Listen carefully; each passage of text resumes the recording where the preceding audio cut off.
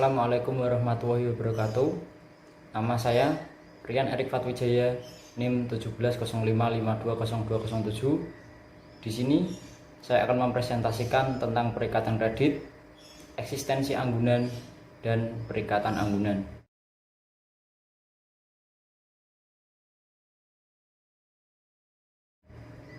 Yang pertama, perikatan kredit. Untuk memeriksa perikatan kredit, pertama-tama auditor harus memiliki data kredit nasabah atas dasar keputusan kredit yang ditetapkan oleh komite kredit. Data ini menyangkut semua syarat kredit dan telah mendapat pengesahan dari komite kredit. Kemudian bandingkan dengan pengikatannya, baik perjanjian kredit atau PK maupun pengikatan dan penguasaan anggunan dan jaminan lainnya. Pengikatan terhadap fasilitas kredit dibagi menjadi dua bagian, yaitu pengikatan kredit dan pengikatan anggunan. Pengikatan kredit berlaku sebagai akad induk, sedangkan pengikatan anggunan bersifat tambahan. Yang pertama, jenis-jenis pengikatan. Yang pertama ada otentik. Pengikatan dilakukan di depan pejabat yang berwenang.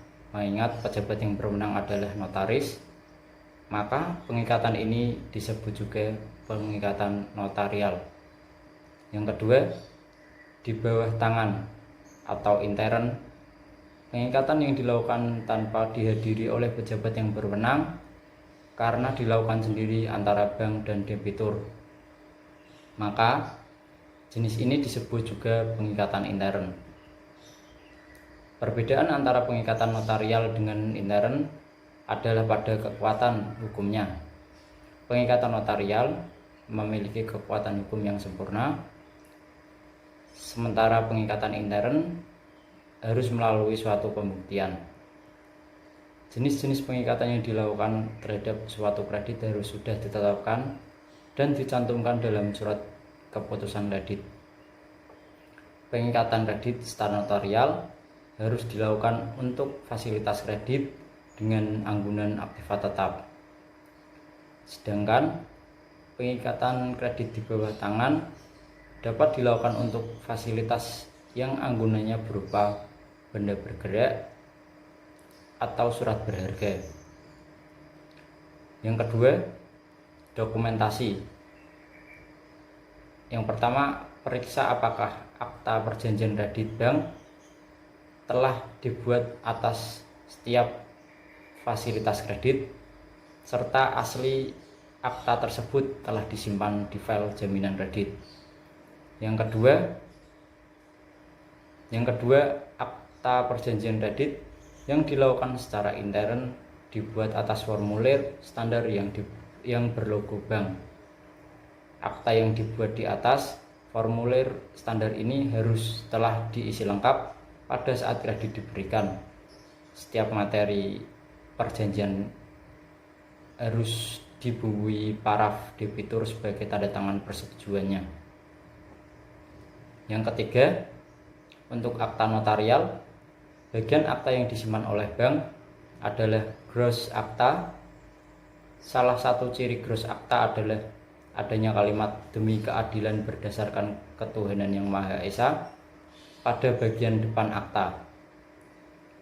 Selanjutnya yang keempat, akta nominal yang belum diserahkan harus dibuktikan dengan cover notice dari notaris pembuat akta tersebut. Yang kelima, akta material yang belum diserahkan notaris setelah 3 bulan. Mintakan penjelasan dari bagian legal. Apabila diperlukan, mintakan konfirmasi ulang kepada notarisnya.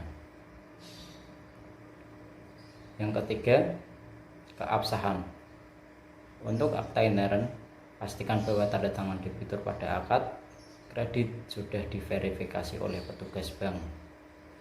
Yang kedua, untuk akta notarial, pastikan kembali bahwa pihak debitur yang menghadap sama dengan saran dalam hasil analisis yuridis.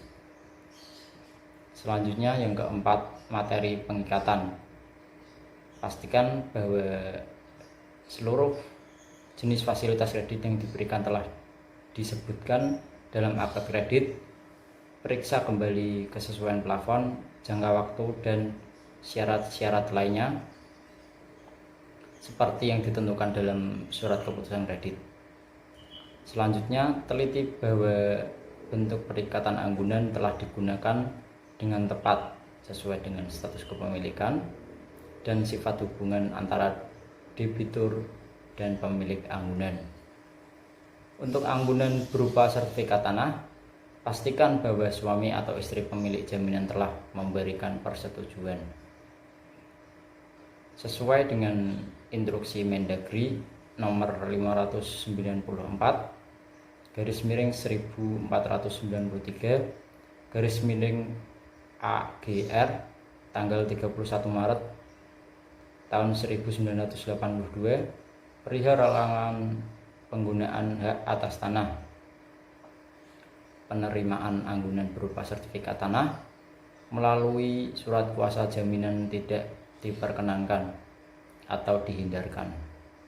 Pastikan bahwa perubahan atau perpanjangan kredit yang diakui dengan perubahan struktur anggunan telah diikat dengan pembaruan kredit.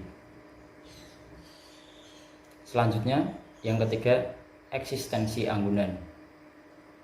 Dalam tahap ini, fokus audit ditunjukkan kepada kelengkapan surat bukti kepemilikan anggunan.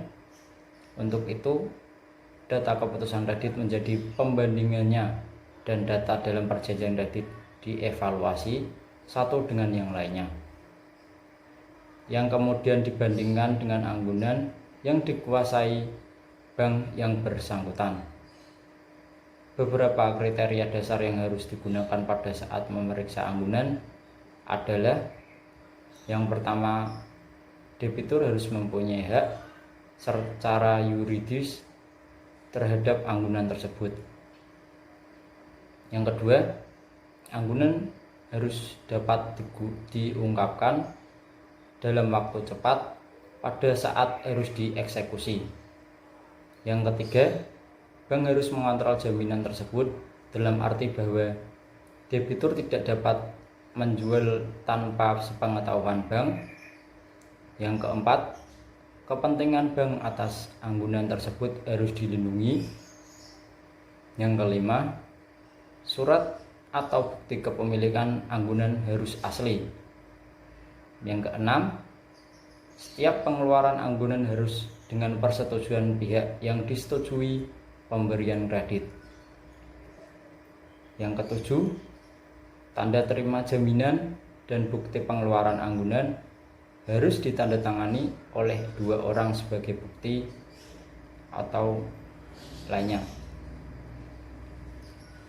Walaupun audit diarahkan pada kebenaran material surat-surat anggunan, namun apabila diperlukan, auditor dapat mengadakan audit lebih lanjut mengenai kondisi fisik anggunan. Langkah-langkah yang dilakukannya yaitu: yang pertama, tanah dan atau bangunan.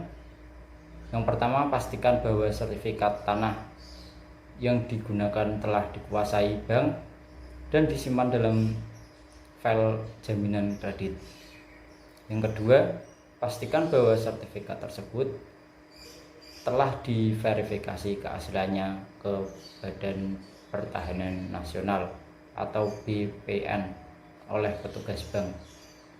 Yang ketiga, kepemilikan sertifikat dengan yang disebutkan dalam surat keputusan kredit, demikian juga dengan lokasi, luas, jenis hak atas tanah yang dicantumkan dalam sertifikat.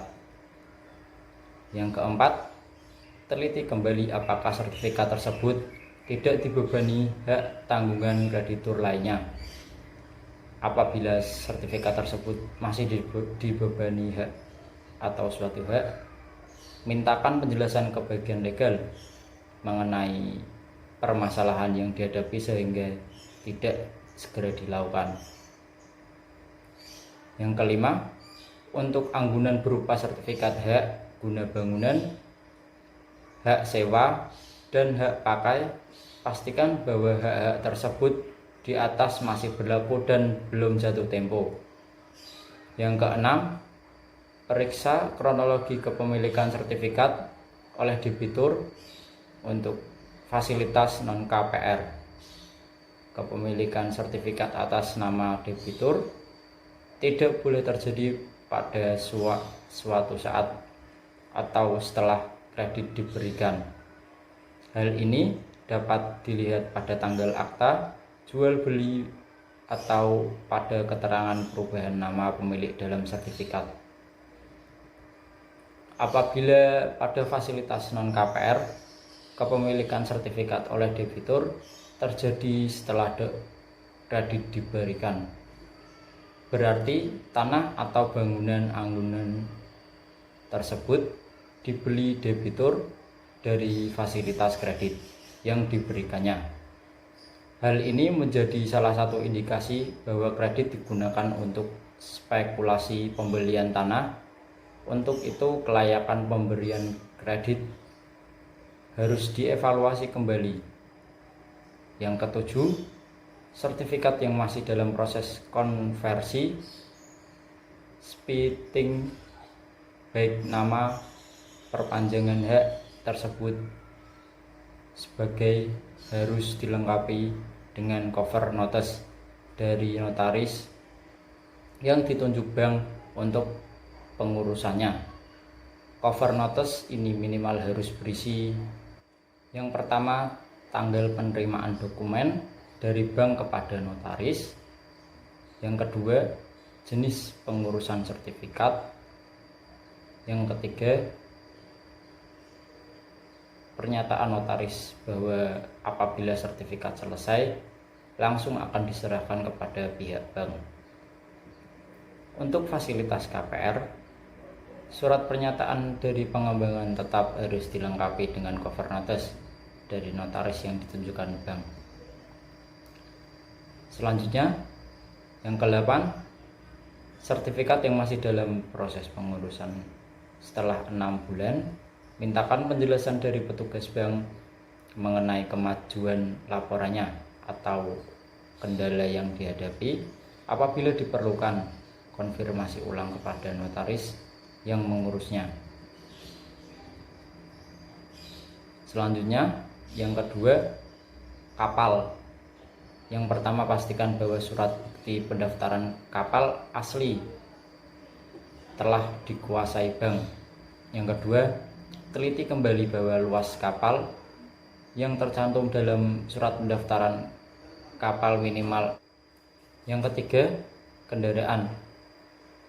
Yang pertama, pastikan bahwa BPKB kendaraan telah dikuasai bank dan sesuai jenisnya, seperti yang disebutkan dalam surat keputusan audit.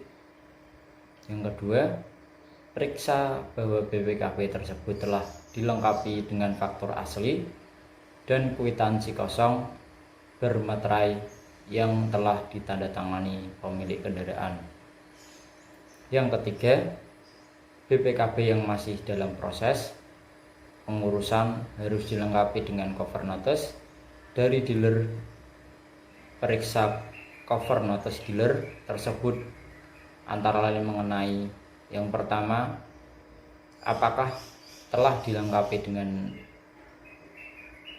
klausul bahwa apabila BPKB selesai diurus, pihak dealer akan menyerahkan langsung kepada bank. Yang kedua, apakah cover notice dealer tersebut telah diverifikasi keabsahannya oleh pihak bank. Selanjutnya, yang keempat, BPKB yang masih dalam proses pengurusan setelah 3 bulan mintakan penjelasan dari petugas bank mengenai kemajuan laporan atau kendala yang dihadapi. Apabila diperlukan, konfirmasi kembali kepada pihak dealer. Yang keempat, mesin. Yang pertama, pastikan bahwa asli faktur atau kwitansi asli mesin-mesin yang menjadi anggunan telah dikuasai bank dan telah diteliti keabsahannya. Yang kedua, cocokkan faktur atau kwitansi asli dengan surat keputusan kredit, baik mengenai nilai atau jenis maupun spesifikasinya. Yang ketiga, untuk mesin-mesin yang dibeli secara impor harus dilengkapi dengan faktur asli. Yang keempat, mesin-mesin yang diproduksi oleh perusahaan di dalam negeri atau lokal yang dikenal luas reputasinya harus juga dilengkapi dengan faktur. Untuk mesin-mesin lokal, pembuatan perusahaan yang tidak dikenal luas, faktur dapat ditandatangani berupa kwitansi penjualan yang sebelumnya telah diverifikasi oleh petugas bank. Yang kelima, faktur yang tercatat bukan atas nama debitur harus dilengkapi dengan kwitansi penjualan dari pemilik sebelumnya. Selanjutnya, yang kelima, stok atau persediaan barang. Yang pertama, periksa apakah telah diterima barang atau daftar barang yang telah ditandatangani debitur. Daftar barang ini harus sesuai atau sama dengan yang tercantum dalam surat keputusan kredit serta pengikatannya. Yang kedua, pastikan bahwa laporan persediaan barang cukup, mutakhir, serta nilainya tidak menyimpang dari persyaratan. Selanjutnya, yang keenam, emas. Yang pertama, pastikan bahwa anggunan emas secara fisik telah dikuasai bank dan disimpan dengan aman dalam khasanah utama.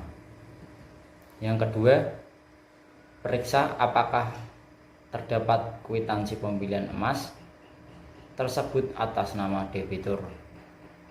Verifikasi keaslian kwitansi tersebut sesuai dengan spesifikasinya, seperti yang disebutkan dalam surat keputusan kredit. Yang ketujuh, standby L atau C. Yang pertama, periksa bahwa L atau C menjadi anggunan telah diterima bank. Pastikan bahwa L atau C tersebut telah dites keabsahannya oleh petugas bank. Yang kedua, penerbit L atau C harus berasal dari negara yang tidak dilarang oleh Bank Indonesia. Yang ketiga, bank penerbit L atau C harus memiliki hubungan koresponden. Apabila L atau C berasal dari non-koresponden bank, L atau C tersebut harus dikonfirmasi oleh bank koresponden.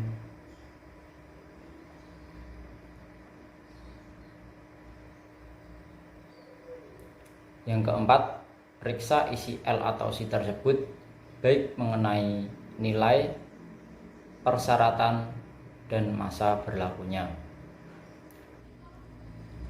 Selanjutnya, yang ke-8, deposito tabungan. Yang pertama, periksa apakah biaya deposito telah disimpan dalam file jaminan kredit. Deposito yang digunakan hanya yang diterbitkan oleh bank sendiri. Yang kedua, pastikan bahwa biaya deposito dan slip pencairan deposito tersebut telah dibumbui stempel, dianggunkan. Stempel tersebut minimal harus dibumbukan kepada slip pencairan. Yang ketiga, cocokkan nilai deposito anggunan dengan daftar deposito per tanggal auditnya. Yang keempat, pastikan bahwa dalam status data deposito tersebut di komputer telah dicantumkan tanda status anggunan kredit. Yang kelima, untuk tabungan, tambahkan prosedur di atas dengan audit apakah tabungan tersebut telah diblok dalam komputer tersebut sebesar nilai yang dianggunkan. Selanjutnya ke-9, saham. Yang pertama, periksa apakah surat saham yang menjadi anggunan telah dikuasai bank dan disimpan dalam file jaminan kredit. Untuk saham perdana, saham harus tercatat atas nama debitur. Apabila tidak, pada saat kredit diberikan, saham tersebut harus sudah dibalik nama ke debitur melalui perusahaan sekuritas dan pengesahan oleh emiten. Yang ketiga, untuk saham dari pasar sekunder harus dilengkapi dengan nota pembelian dari perusahaan sekuritas atas nama debitur secara formulir bukti transaksi dari bursa efek. Yang keempat, periksa apakah tanggal pembelian tersebut bukan setelah kredit diberikan. Untuk saham perdana, hal ini dapat diketahui dari tanggal penerbitannya. Penerbitannya saham, sedangkan untuk saham dari secondary market diketahui dari nota pembeliannya. Selanjutnya yang kelima, pastikan bahwa anggunan tersebut bukan termasuk dalam kategori saham tidur serta tidak menyimpang dari ketentuan penerimaan anggunan saham. Selanjutnya yang ke-10, jaminan pihak ketiga. Yang pertama, periksa apakah surat jaminan asli telah diterima bank dan disimpan dalam file jaminan kredit. Teliti kembali apakah klausul yang tercantum telah sesuai dengan persyaratan dalam surat keputusan kredit. Yang kedua, jaminan perusahaan harus dicatat dan dibuat secara notarial, sedangkan jaminan pribadi dapat dibuat secara intern. Selanjutnya ke-11, piutang dagang. Yang pertama, periksa apakah jaminan piutang dagang telah dilengkapi dengan surat keterangan mengenai pembayaran atau SPK dari pihak yang berhutang kepada debitur. Surat tersebut harus memuat jenis transaksi pembayaran, penetapan waktu pembayaran, dan klausul pembayaran akan dilakukan melalui bank. Yang kedua, pastikan bahwa pada saat audit dilakukan, penetapan waktu pembayaran belum terlampaui. Selanjutnya yang keempat, materi tentang pengikatan anggunan.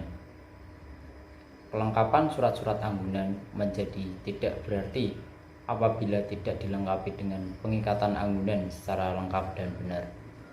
Untuk mengetahui itu, pada tahapan ini dilakukan pengujian kebenaran dan kelengkapan pengikatannya. Sebelumnya harus dipahami bahwa seluruh bentuk pengikatan anggunan adalah bersifat tambahan. Dengan demikian, kebenaran atau kesempurnaan pengikatan anggunan menjadi tidak berarti apabila pengikatan induknya tidak sempurna atau memiliki cacat hukum. Langkah-langkah yang dilakukan, yang pertama, tanah dan atau bangunan.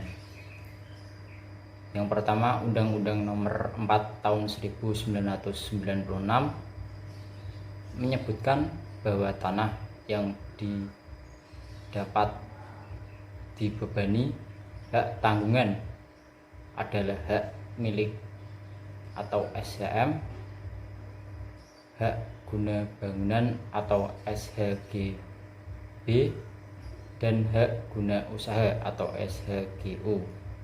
Sesuai dengan kebijakan bank pada umumnya, pengikatan anggunan kredit berupa hak atas tanah pada saat kredit diberikan dilakukan melalui hak tanggungan. Yang kedua, periksa apakah anggunan berupa SHM, SHGB, dan SHGU telah diikat dengan hak tanggungan secara notarial. Yang ketiga, pengikatan harus dilakukan terhadap anggunan tanah yang belum memiliki hak guna, namun telah diajukan proses pengujiannya untuk memperoleh hak atau konversi.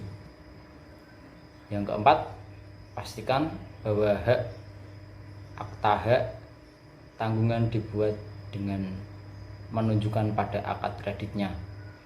Yang kelima, cocokkan luas tanah, lokasi, pemilik, nomor sertifikat, dan keterangan lainnya dalam akta pemasaran hak tanggungan tersebut dengan sertifikat pemiliknya. Yang keenam, pastikan bahwa suami atau istri pemilik anggunan telah menyetujui pengikatan hak tanggungan ini. Untuk sertifikat atas nama perusahaan, teliti kewenangan pihak yang mewakili dalam akta pendirian dan perubahan perusahaan yang bersangkutan. Yang ketujuh, untuk anggunan berupa sertifikat, hak pakai, dan hak sewa, pengikatan juga dapat dilakukan dengan hak tanggungan. Selanjutnya yang kedua, kapal. Pengikatan terhadap anggunan kapal sama dengan pengikatan sertifikat hak milik, hak guna bangunan, dan hak guna usaha, yaitu dengan hak tanggungan. Yang ketiga, kendaraan. Yang pertama, pastikan bahwa kendaraan anggunan telah diikat dengan FEO secara benar. Yang kedua, akta FEO dapat dibuat secara notarial maupun di bawah tangan. Yang ketiga, cocokkan spesifikasi dan seluruh keterangan kendaraan anggunan yang tercantum dalam BPKB dengan akta FEO. Yang keempat, periksa apakah kendaraan yang dianggunkan telah dilanjutkan atau diajukan pemblokirannya kepada pihak kepolisian. Selanjutnya, yang keempat, mesin-mesin. Yang pertama, pastikan bahwa mesin-mesin anggunan telah diikat dengan FEO secara baik, secara notarial maupun di bawah tangan. Yang kedua, mesin-mesin yang melekat atau tertanam pada bangunan, pengikatan dilakukan dengan SKMH. Pastikan bahwa bangunan tersebut tepat mesin tersebut melekat juga dengan yang telah dikuasai bank dan tidak berada di bawah penguasaan pihak lain. Yang ketiga, cocokkan spesifikasi dan seluruh keterangan mesin-mesin yang tercantum dalam faktur dengan akta FEO.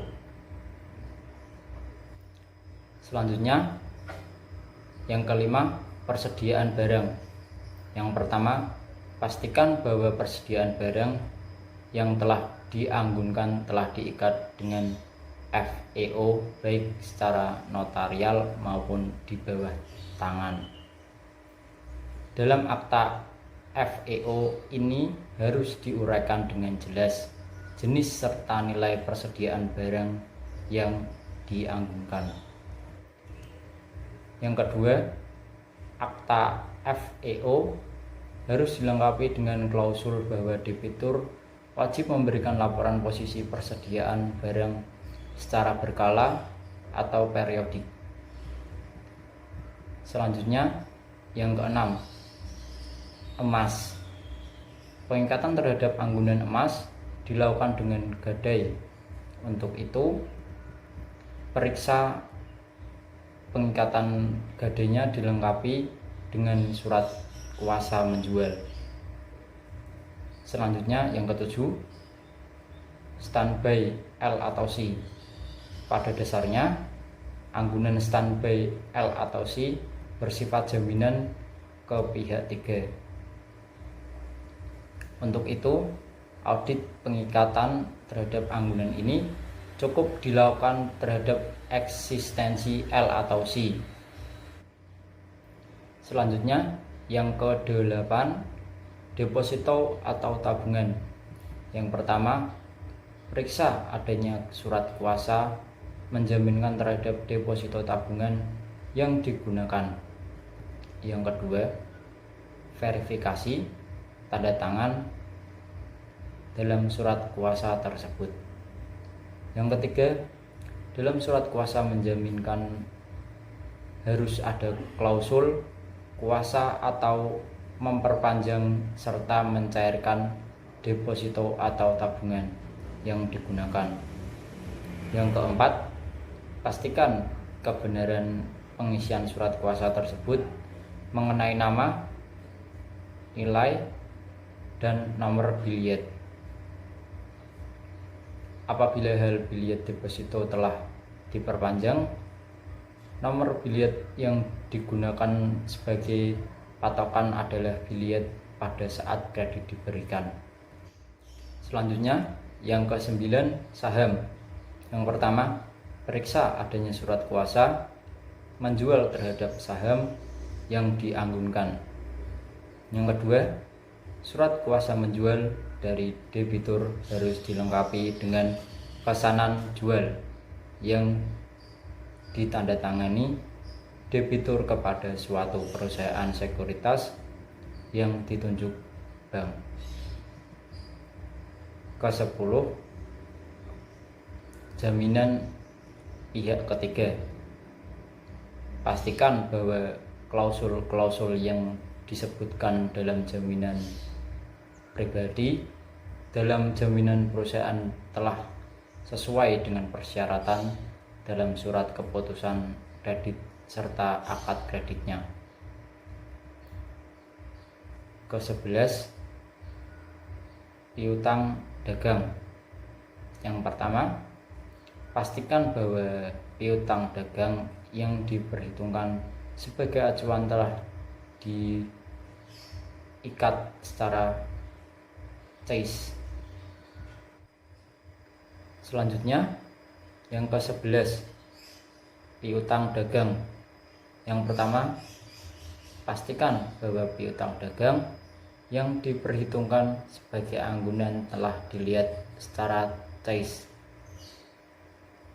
Yang kedua, review klausul-klausul akta cash tersebut, terutama menyangkut ketidakpastian bank untuk menerima pembayaran dari pihak yang berhutang.